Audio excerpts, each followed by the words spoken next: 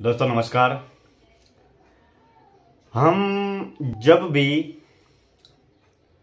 ये जीवन पाते हैं तो हमें ये बोध नहीं होता कि हमारा जन्म हुआ है।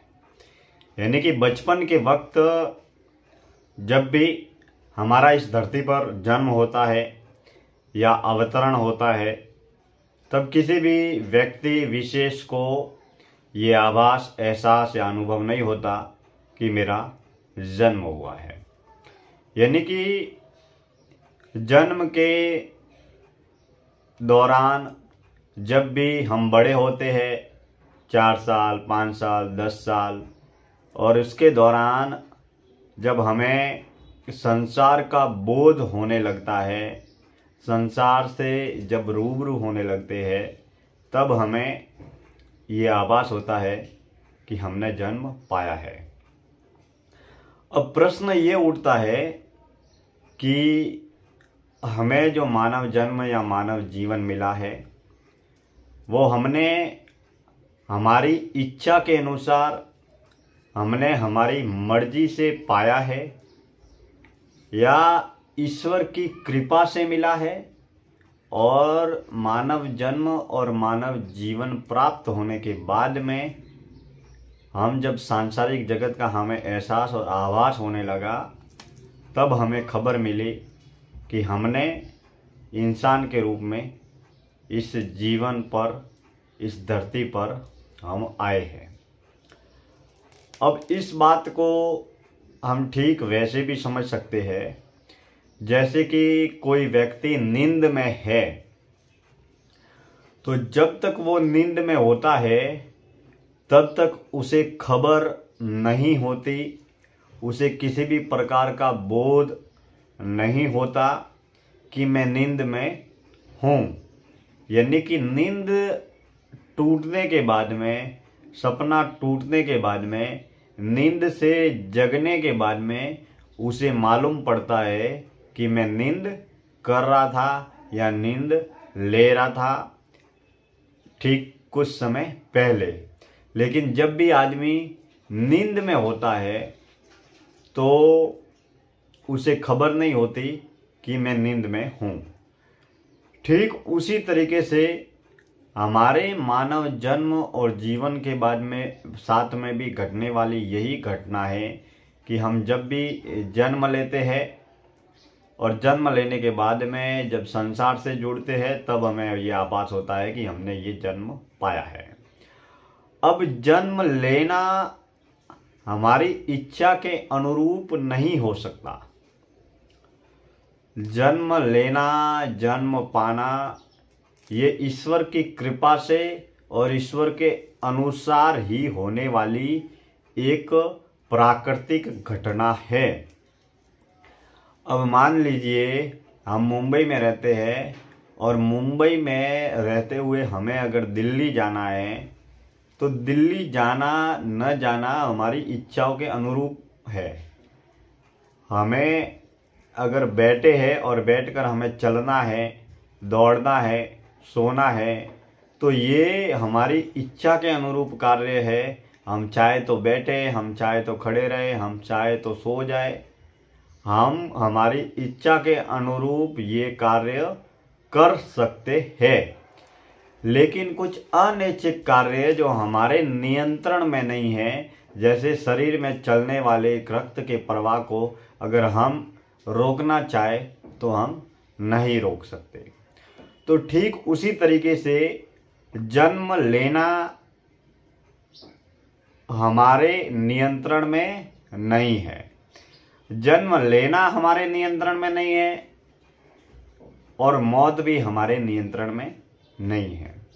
यानी कि जन्म लेने के बाद में जन्म से लेकर मौत तक जो जीवन की अवधि जो है, जिसे हम जिंदगी कहते हैं, जीवन कहते हैं, उसमें कुछ कार्य निर्धारित है जिनको हम अपनी इच्छा के अनुसार कर सकते हैं।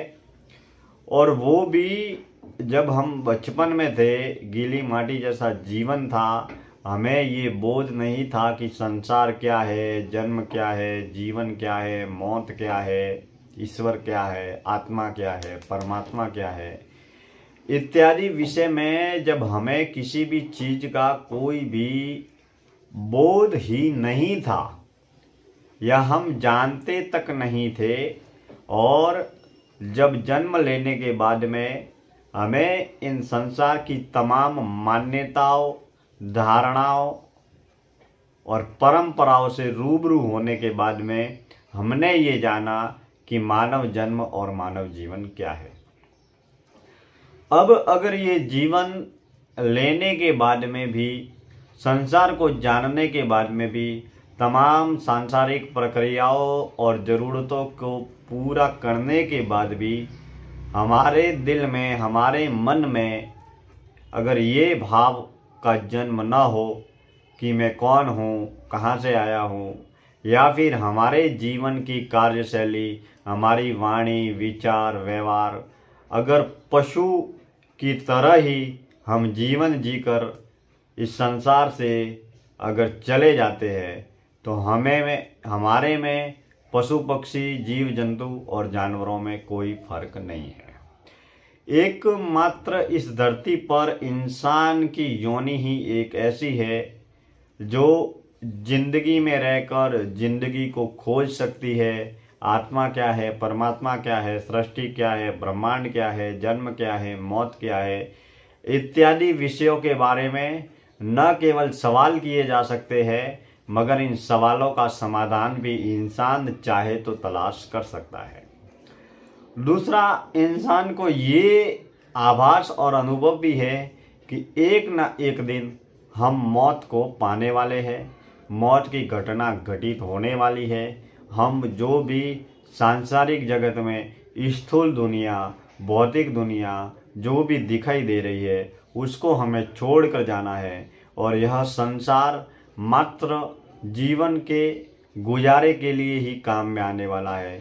इसके अलावा हमारे जीवन में, जीवन की आखिरी अवस्था में नाम, धन, पद, प्रलोभन या किसी भी प्रकार की जान पहचान, लोकप्रियता, वाहवाही, तारीफ, सराहना, प्रशंसा इत्यादि जितने भी सांसारिक उपक्रम हैं वो किसी भी रूप में हमारे काम में नहीं आने वाले हैं।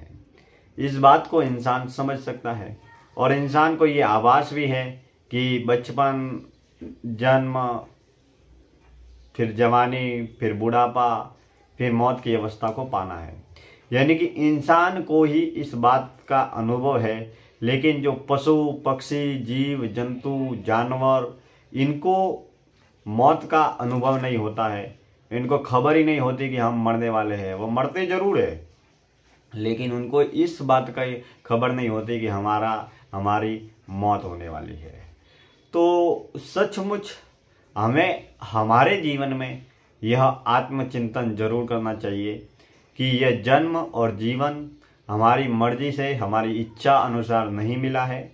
यह जन्म और जीवन ईश्वर की कृपा दृष्टि से मिला है, और वो भी न जाने कितने सत्कर्म, सत्कार्य करके मिला होगा, और वो भी एक सीमित जीवन है। 50 साल, 60 साल, 70 साल, 100 साल की एक निर्धारित समय सीमा की अवधि है।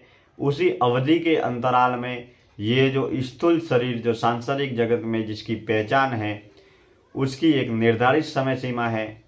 उसे पूरा करके हमारी शरीर से हमारी आत्मा, हमारी प्राण ऊर्जा और हमारी चेतना शक्ति इस शरीर से अलग होती है।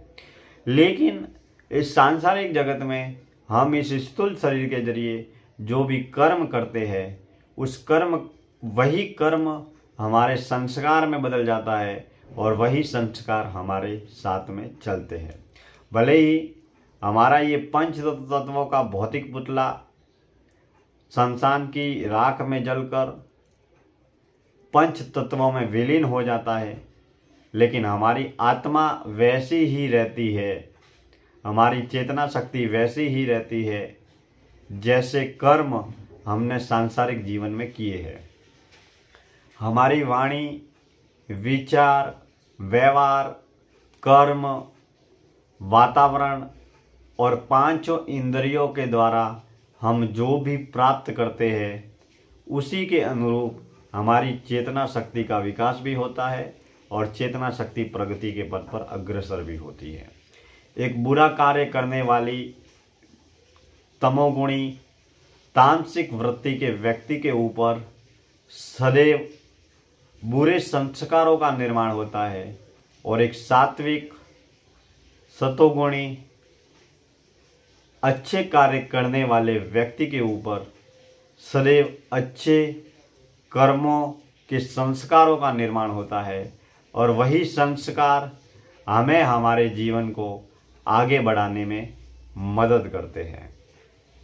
यानी कि जब तक हमारे शरीर में सांसों का प्रवाह लगातार चल रहा है तब तक ही हमारा ये जीवन चल रहा है। यानी कि संसार में सब कुछ निर्धारित है, सब कुछ तय है, लेकिन जन्म और मौत का न तो समय निर्धारित है, न कोई मुहूर्त निर्धारित है, लेकिन अन्य दूसरे जितने भी सांसारिक कार्य किए जाते हैं उसका निर्धारण हम करते हैं। हमारे YouTube चैनल से आप जुड़े रहे। बहुत बहुत धन्यवाद।